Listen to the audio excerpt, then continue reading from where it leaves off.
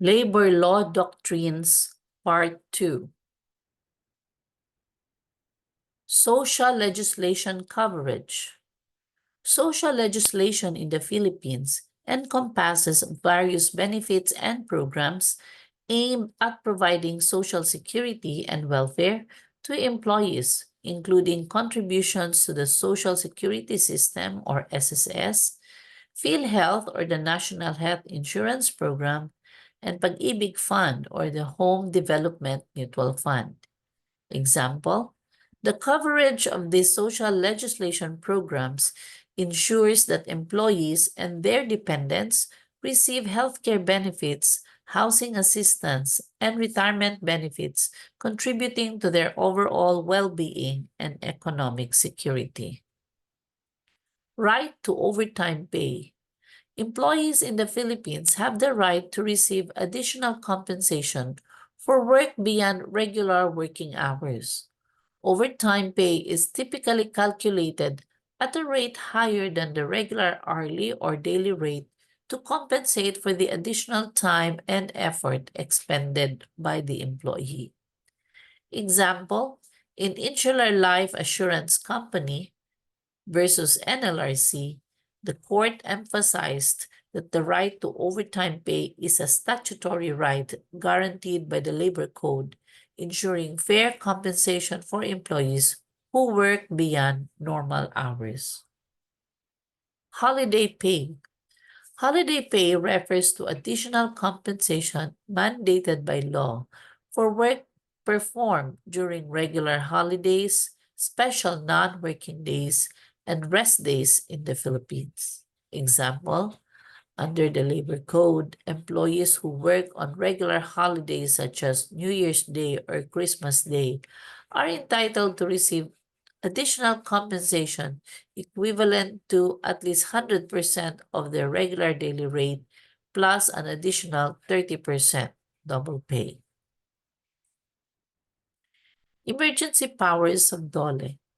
The Secretary of Labor and Employment or DOLE in the Philippines has emergency powers to issue work stoppage orders in hazardous workplaces to protect the health and safety of workers.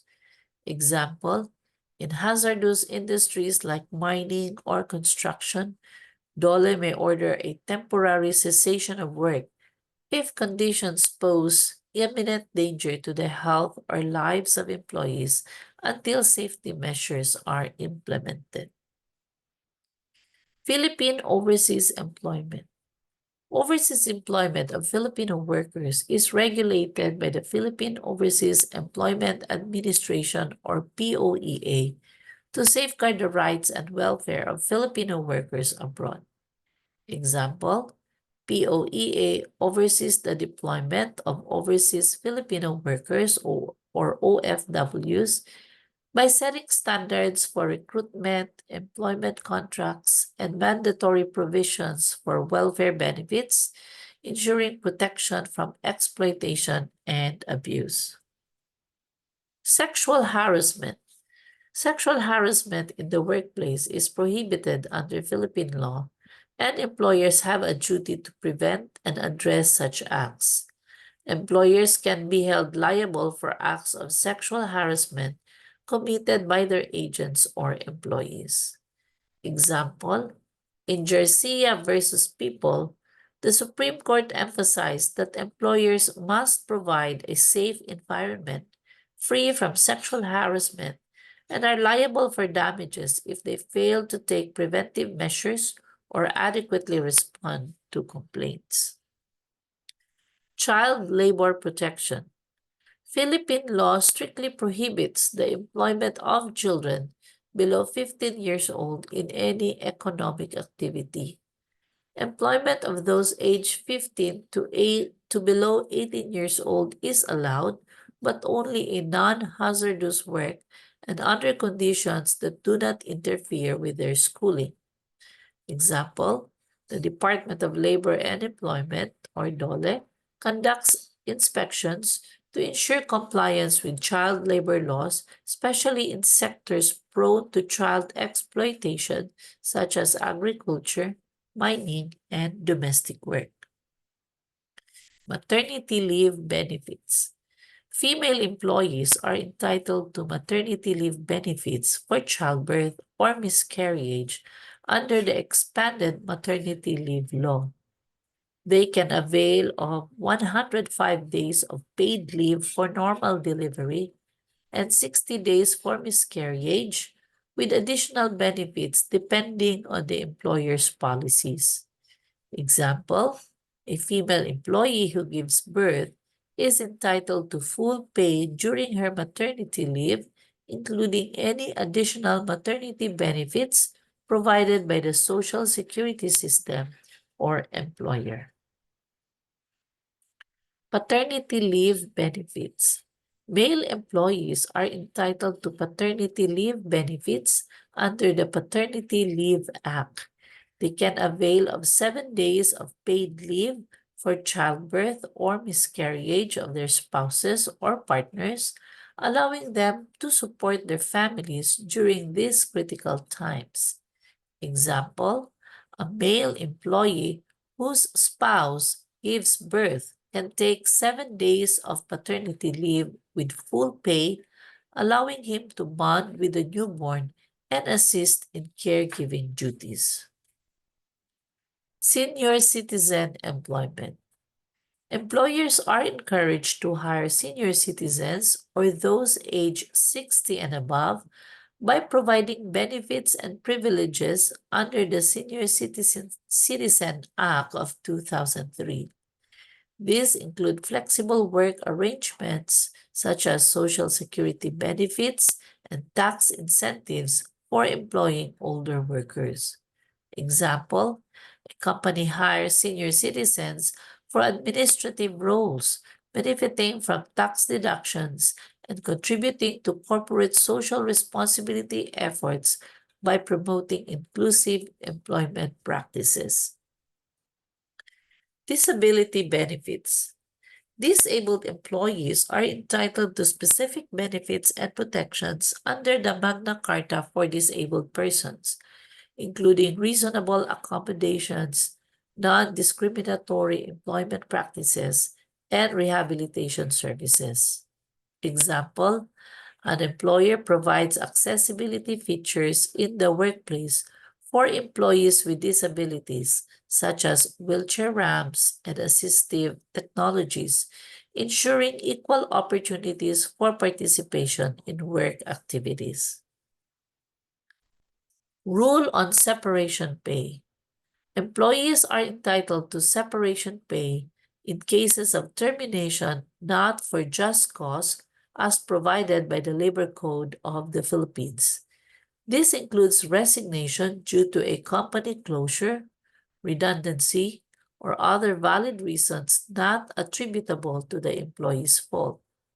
Example, an employee laid off due to company downsizing receives separation pay equivalent to 1 month's salary for every year of service, ensuring financial support during the transition to new employment. Rule on non-discrimination. Philippine labor laws prohibit discrimination in employment based on age, sex, race, religion, disability, marital status, pregnancy, ethnicity, or other similar factors.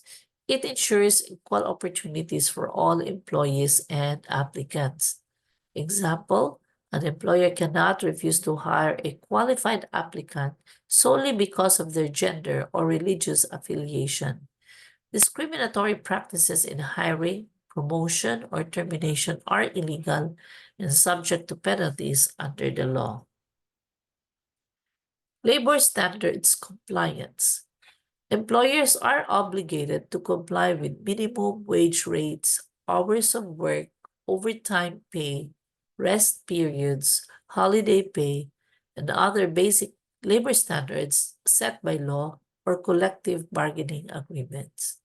Example, a company ensures that its employees receive of at least the minimum wage mandated by law and are compensated for overtime work according to the prescribed rates, adhering to labor standards to protect workers' rights.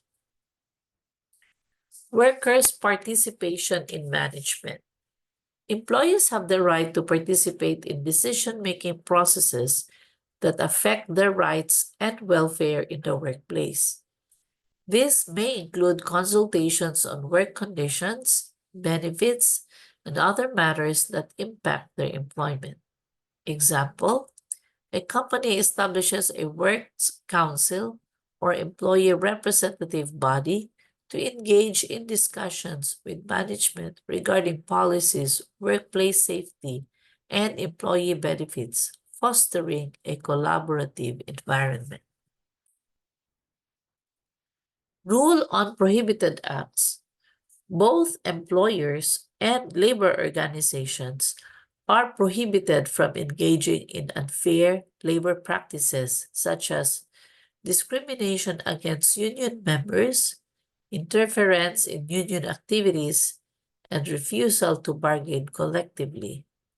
Example, an employer intimidates employees from joining a labor union by threatening termination or demotion, which constitutes unfair labor practice and is subject to sanctions under the Philippine labor law. Illegal recruitment and human trafficking. Philippine laws strictly prohibit illegal recruitment, human trafficking, and related practices that exploit individuals seeking employment opportunities.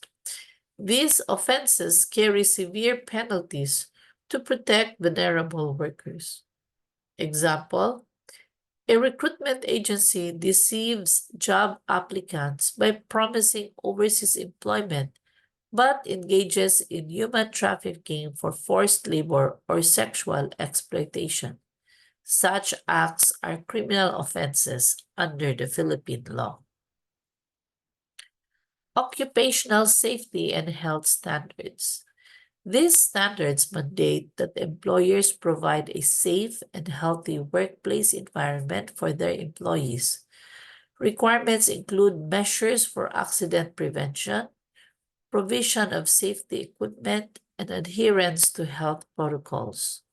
Example, an employer ensures that employees working with hazardous chemicals are provided with protective gear and training on handling procedures to minimize risk of exposure and accidents.